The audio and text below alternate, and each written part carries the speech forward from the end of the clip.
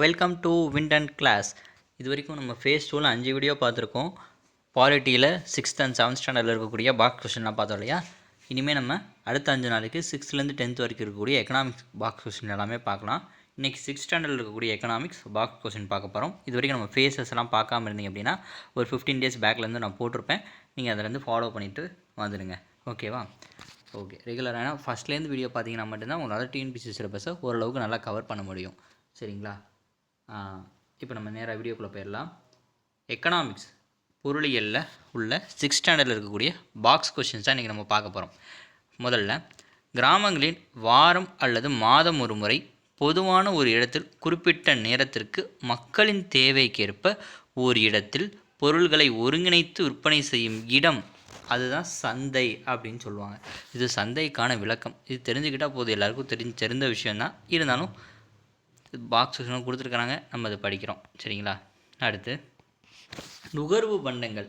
நுகர்வு பண்டங்கள்னால் என்ன அப்படின்னா, அன்றாட தேவைகளை பூர்த்தி செய்ய மக்கள் அங்காடியிலிருந்து வாங்கி பயன்படுத்தும் பொருட்கள் நுகர்வு பண்டங்கள் என்று அழைக்கப்படுகின்றன. நம்ம அடிக்கடி தேவைக்கு ஏற்ப நம்ம மளிகை கடையிலையோ வேறு ஏதாவது ஒரு கடையிலையோ நம்ம போய் ஜாமான் வாங்கிட்டு வரோம் இல்லையா, அதை தான் நுகர்வு பண்டங்கள் அப்படின்னு சொல்கிறாங்க.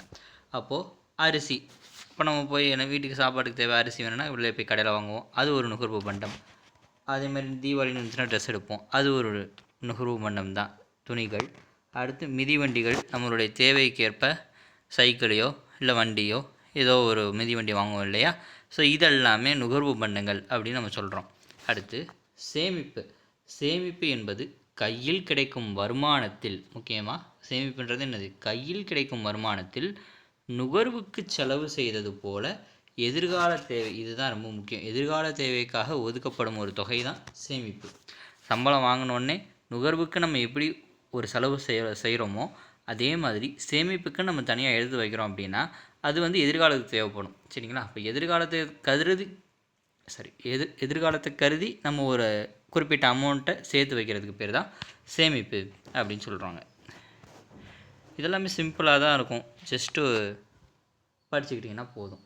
அடுத்து, இது ஒரு குறள் நீங்கள் கண்டிப்பாக படித்தாகணும். என்னென்னா இது யூனிட் ஏ, அதாவது ப்ரீவியஸ் ஏல யூனிட் 8 சிலபஸ், இப்போ யூனிட் 6ல் இருக்குது. சரிங்களா? டிஎன்பிசியோட ஜிஎஸில் யூனிட் 6ல் இருக்கக்கூடிய சிலபஸில் திருக்குறள் இருக்கும், அண்ட் ஈவன் தமிழ்லையுமே இருக்கும். அதனால் நம்ம நல்லா ப்ரிப்பேர் பண்ண வேண்டியது ரொம்ப அவசியம். 200 கொஷின், அதாவது ஜிஎஸில் 75 கொஷின் கேட்குறாங்களா, இந்த 75 கொஷினில் மினிமம் ஒரு 7 to 8 கொஷின்ஸ் திருக்குறள் வந்துடும். அதனால் திருக்குறள் ரொம்ப கவனமாக படிச்சுக்கோங்க. அளவறிந்து வாழாதான் வாழ்க்கை இவ்வளவோல இல்லாதாகி தோன்றா கெடும். சரிங்களா? அப்போ இதுக்கான விளக்கம் என்னன்னு பாருங்கள். தன் செல்வத்தின்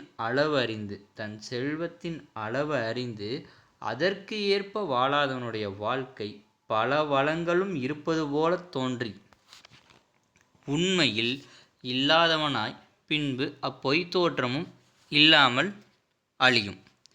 அதாவது என்னென்னா, இப்போ நம்ம சம்பளம் வாங்குகிறோம் அப்படின்னா நம்மக்கிட்ட ஒரு அமௌண்ட் இருக்கும், நம்ம ரெகுலராக இவ்வளோ தான் அமௌண்ட் வாங்குவோம், செலவு பண்ணுவோம் அப்படின்னு இருக்கும். இப்போது செல்வம்னா நம்ம கையில் இருக்கிற அமௌண்ட்டு. சரிங்களா? ஏதாவது ஒரு பொருளோ இல்லை அமௌண்ட்டோ, அப்போது இருக்கிறதுக்கு ஏற்ற மாதிரி தான் நம்ம வாழ்க்கையை நடைமுறையில் வாழணும். அப்படி இப்போ நம்ம வாங்குறது ஒரு 10,000 ரூபாய் சம்பளம் வாங்குகிறோம், ஆனால் செலவு ஒரு 12-13,000 செய்யணும்னா 2,000-3,000 நம்ம வெளியே இருந்து எங்கேயோ கடன் வாங்கி செய்வோம். அப்போது நம்ம அளவுக்கு ஏற்ற மாதிரி செலவு பண்ணலாம், அளவுக்கு மீறி பண்ணுறோம். அப்போது அளவுக்கு ஏற்காமல், அதாவது அளவறிந்து வாழாமல் பல வளங்கள் இருப்பது போல தோன்றி, இப்போ நிறையா வாங்கும்போது இப்போ 12,000 13,000 அப்போ எக்ஸ்ட்ரா அமௌண்ட்டுக்கு வாங்கும்போது எல்லாமே அவங்க வாங்கின மாதிரி இருக்கும், வீடு நிறைஞ்ச மாதிரி இருக்கும், ஆனால் அது உண்மையிலே அவங்க காசு கிடையாது இல்லையா. அவங்களுடைய செலவுக்கு ஏற்ற அது அவங்களுடைய வருமானத்துக்கு ஏற்ற செலவு அது கிடையாது. அப்போது வளங்கள் இருக்கிறத மாதிரி தோன்றலாம், ஆனால் பின்பு அது உண்மையிலே இல்லாதவன் தான். அதே மாதிரி அப்படி வளங்கள் இருப்பது போன்ற தோன்றுச்சு இல்லையா முதல்ல ஒரு பொய் தோற்றம், அந்த பொய் தோற்றம் கூட இல்லாமல் மாறிடும் அப்படின்னு வள்ளுவர் சொல்கிறார். அதனால் அளவுக்கு ஏற்ற மாதிரி தான் நம்ம செலவு செய்யணும். இது ஒரு குறள், நம்ம வாழ்க்கையிலையும் நீங்கள் ஃபாலோ பண்ணிக்கணும். அடுத்து, 3 நிலை தொழில்கள் இருக்குது. முதல் நிலை, 2ஆம் நிலை, 3ஆம் நிலைன்னு சொல்லுவாங்க. இங்கிலீஷில் ப்ரைமரி, செகண்டரி, டெர்ஷியரி செக்டார்ஸ், 3 வகையான செக்டார்ஸ் இருக்குது. எக்கனாமிக்ஸை பொறுத்த வரைக்கும் இதுதான் பேசிக். ஃபஸ்ட்டு பாருங்கள், முதல்நிலை தொழில்கள்னால் என்ன? உணவு தேவைக்கும் தொழில் உற்பத்திக்கும் தேவையான பொருட்களை உற்பத்தி செய்வது தான் முதல்நிலை தொழில்கள் எனப்படுகின்றது. இப்போ பிரைமரி செக்டார்னால் என்னென்னு பாருங்கள், வேளாண்மை அக்ரிகல்ச்சர், கால்நடைகள் வளர்த்தல், அடுத்து மீன் பிடித்தல், சுரங்கத் தொழில், இதெல்லாம். அடுத்து கனிகள், கொட்டைகள், தேன், மூலிகைகள், ரப்பர், பிசின் போன்றவை சேகரித்தல், மரம் வெட்டுதல், இது எல்லாமே முதல்நிலை தொழில் கூட வரக்கூடியது தான். அப்படி பார்த்தீங்கன்னா இப்போ முதல்நிலை தொழில்னா என்ன சொல்கிறாங்க? உணவு தேவைக்கும் தொழில் உற்பத்திக்கும், இந்த 2 பாயிண்ட் தான் ரொம்ப முக்கியம். அப்போ முதல்நிலை தொழில் டிஸ்கிரைப் பண்ண 2 வார்த்தை என்னதுன்னு பார்த்தீங்கன்னா உணவு தேவை, தொழில் உற்பத்தி, இந்த 2 விஷயம்தான். இப்போ உணவு தேவைக்கும் தொழில் உற்பத்திக்கும் தேவையான மூலப்பொருட்களை உற்பத்தி செய்வது. நம்ம உணவு தேவையான அரிசி, உணவுக்கு நம்ம அரிசி நம்ம கடையில் போய் வாங்குறோம்னா அரிசி எங்கேருந்து வருது? அக்ரிகல்ச்சர், வேளாண்மை மூலமாக வருது. ஸோ அந்த வேளாண்மைன்றது எது? முதல்நிலை தொழில். அதே மாதிரி கால்நடை வளர்த்தல், இதுவுமே மீன் பிடித்தல், இதெல்லாமே உணவு தேவைகளுக்காக வரக்கூடியது. அடுத்து சுரங்க தொழில், இது தொழில் சார்ந்த தொழில் உற்பத்திக்கு தேவையானது. சுரங்க தொழில்னால் அங்கேருந்து தான் ஃபஸ்ட்டு ஒரு விஷயங்கள் சுரங்கத்துலேருந்து நம்ம எடுக்கிறாங்க, நிறைய கனிமங்கள் எடுக்கிறாங்க இல்லையா? அப்புறம் அதுக்கப்புறம் தான் அதை ஃபேக்ட்ரிஸில் கொண்டு போய் அடுத்த கட்டத்துக்கு அதை மாற்றுறாங்க. அப்போ அடிப்படையான இருக்கக்கூடிய விஷயங்கள் எல்லாமே முதல்நிலை தொழிலுக்கு வரும். அது விவசாயத்தில் வரக்கூடியது தான். இந்த கொட்டைகள், தேன், மூலிகைகள், இந்த ரப்பர், பிசின்லாம் வந்து தொழிற்சாலையோடு சேர்ந்து வருது. அடுத்து 2ஆம் நிலை தொழில்னால் என்னென்னு பாருங்கள். 2ஆம் நிலை தொழில்கள் அப்படின்னா முதல்நிலை தொழில்கள் மூலம் சேகரிக்கப்படும் மூலப்பொருட்களில், முதல்நிலை தொழில் செய்கிறாங்க இல்லையா, அதிலிருந்து சேகரிக்கப்படுகிற மூலப்பொருட்கள் சொல்கிறோம் இல்லையா. இப்போ நான் சொன்னேன் ரப்பரு, தேன், கொட்டை, இந்த மாதிரியான விஷயங்கள் எல்லாமே இயந்திரங்கள் முதல் அன்றாட தேவைகளுக்கான பொருட்கள் வரை பெருமளவில் இயந்திரங்கள் மூலம் உற்பத்தி செய்யப்படுவது.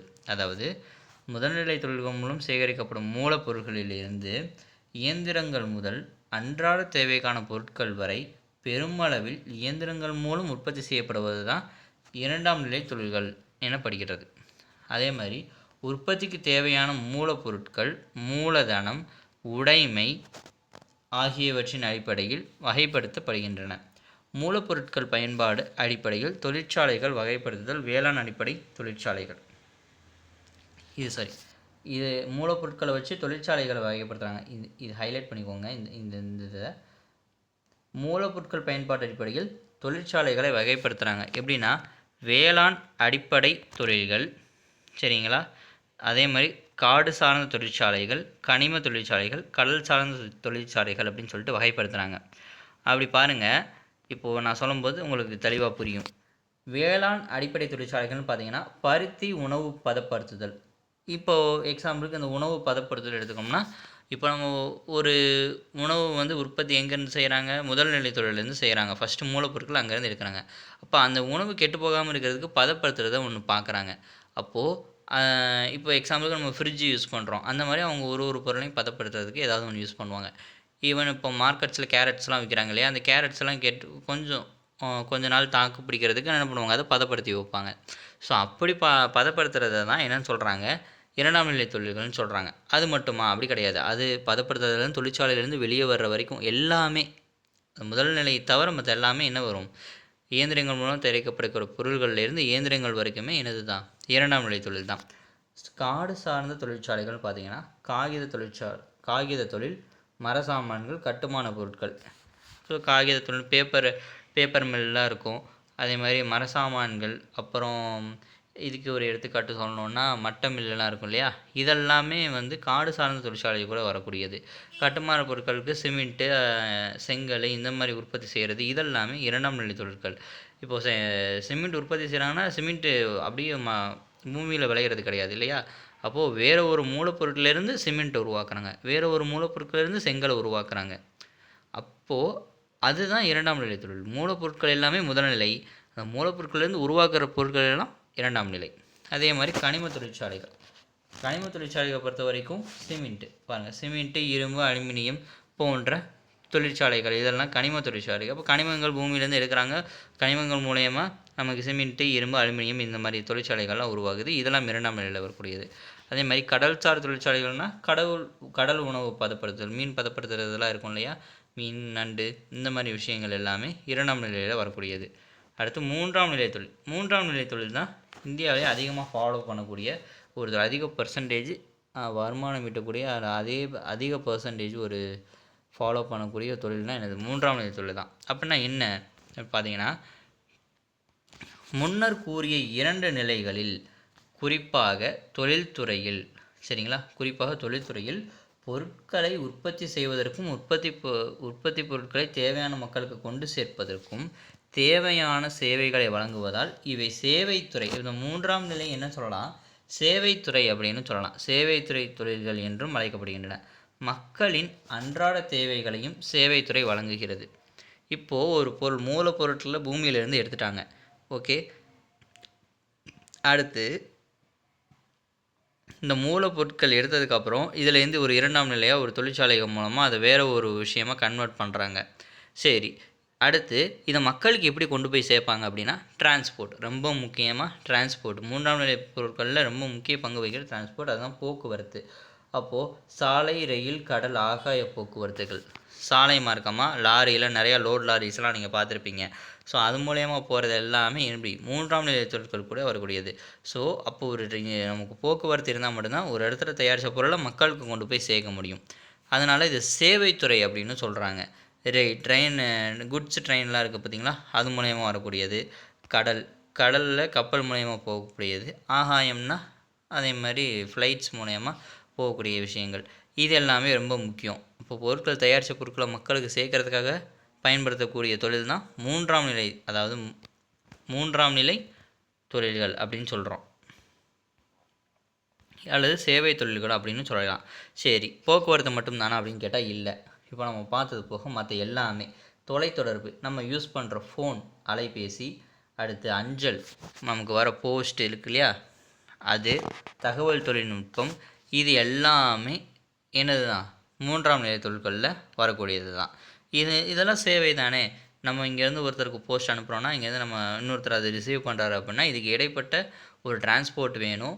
அடுத்து இங்கேருந்து அங்கே கொடுக்குறதுக்கு ஒரு போஸ்ட்டு ஆஃபீஸ் வேணும். ஸோ அதனால் இப்போது இதெல்லாம் தொலைத்தொடர்பு, தூரத்தில் இருக்கவங்கள ஒரு ஈஸியான வே மூலயமா நம்ம போகாமே தொடர்பு கொள்ள முடியும் அப்படின்றது தான். இப்போ அஞ்சல், தொலைபேசி, தகவல் தொடர்பு இதெல்லாம் வரக்கூடியது. அடுத்து வர்த்தகம். இப்போ வர்த்தகத்தை பொறுத்த வரைக்கும் ட்ரேடில் பொருட்களை கொள்முதல் செய்தல், விற்பனை செய்தல். சரி, அப்போது ஒரு பொருளை உருவாக்குற வரைக்கும் தான் அது 2ஆம் நிலை. அடுத்து அந்த பொருட்களை கொள்முதல் செய்கிறதும் அது விற்பனை செய்கிறதும் எதில் தான் வருது, 3ஆம் நிலை. ஏன்னா அது மூலயமா தான் மக்கள் வாங்க முடியும். நேராக போய் இண்டஸ்ட்ரியில் வாங்க முடியாது. அது பொருள் தயாரித்து வெளியே வந்து நம்ம ஏதாவது ஒரு கடையில் தான் நம்ம போய் என்ன பண்ணுவோம், பொருட்கள் வாங்கிட்டு வருவோம். இப்போ கொள்முதல் செய்கிற இடத்துலையோ இல்லை விற்பனை செய்கிற இடத்துலையோ தான் நம்ம என்ன வாங்க முடியும். அதெல்லாம் 3ஆம் நிலை. அப்போ மக்களோட நேரடி தொடர்பு இருக்கக்கூடிய விஷயங்கள் எல்லாமே 3ஆம் நிலை சேவை தொழில்களில் வரக்கூடியது. அடுத்து லாஸ்ட்டாக வங்கி, பேங்க்கை பொறுத்த வரைக்கும் பணப்பரிமாற்றம், வங்கி சேவைகள் இதெல்லாம் எக்ஸாம்பிள் தான். இதுதான் அப்படின்னு கிடையாது. இது மாதிரியான விஷயங்கள் எல்லாமே. அப்புறம் பேங்க்கில் என்ன பார்த்துருக்கோம், பண பரிமாற்றம். இப்போ டிரான்சாக்ஷன்ஸ் நடக்கிறது பேங்க் மூலியமாக தான் நடக்குது. அப்போ ஃபோன்லேயும் நம்ம டிரான்சாக்ஷன் பண்ணுறோம். எப்படி பண்ணுறோம், நம்மளோட பேங்க்கில் அக்கௌண்ட் இருக்குது, அது மூலயமா டிரான்சாக்ஷன் பண்ணுறோம் இல்லையா. அப்போது பெரிய பெரிய அமௌண்ட்லாம் பண்ணும்போது நேரடியாக பேங்க்லேயே போய் பண்ணுறோம். அப்போது நம்ம இன்னொருத்தருக்கு பணம் அனுப்புகிறோன்னாலும் அதுக்கு இன்டர்மீடியேட்டாக இருக்கக்கூடிய இந்த பேங்க் வந்து மக்களை நேரடியாக பார்க்குறதுனால அவங்க 3ஆம் நிலையில் வரக்கூடியாங்க. அவங்க வங்கி சேவைகள் அதுதான். அடுத்து பேங்க், அதை வங்கி சேவைகள், இது எல்லாமே ஒன்று தான். அப்போது மக்களோட நேரடியாக தொடர்பு இருக்கக்கூடியது 3ஆம் நிலை தொழில்கள் அல்லது சேவை தொழில்கள் அப்படின்னு சொல்கிறோம். ஸோ ஓகே, இன்றைக்கி நம்ம 6th ஸ்டாண்டர்ட் இருக்கக்கூடிய எக்கனாமிக்ஸோட பேசிக்ஸ் பாக்ஸ் கொஸ்டின்லாம் பார்த்துட்டோம். பாக்ஸ் கொஸ்டினோட சேர்த்து லைட்டாக எக்கனாமிக்ஸை டச் பண்ணியிருக்கோம். சரிங்களா, ஓகே. நாளைக்கு நம்ம 7th ஸ்டாண்டர்ட் எக்கனாமிக்ஸ் பார்க்கலாம். பாய். ஒரு நிமிஷம், நம்மளோட சேனலை இது வரைக்கும் சப்ஸ்கிரைப் பண்ணாமல் இருந்தீங்கன்னா சப்ஸ்கிரைப் பண்ணிக்கோங்க. அதே மாதிரி யூஸ்ஃபுல்லாக இருந்தால் உங்கள் ஃப்ரெண்ட்ஸுக்கும் ஷேர் பண்ணிக்கோங்க. ஓகே, பாய்.